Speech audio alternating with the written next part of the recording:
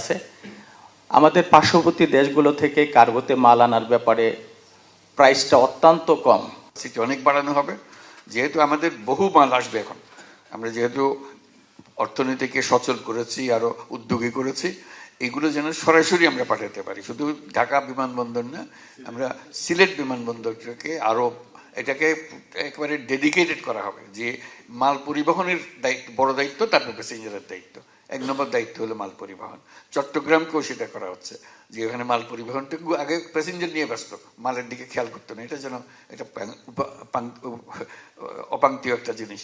আমরা বলছি যে না, সেটা খুবই গুরুত্বপূর্ণ, কারণ আমাদের পুরো অর্থনীতি চলতেছে কত মাল আমরা পাঠাতে পারলাম, কত সস্তায় পাঠাতে পারলাম।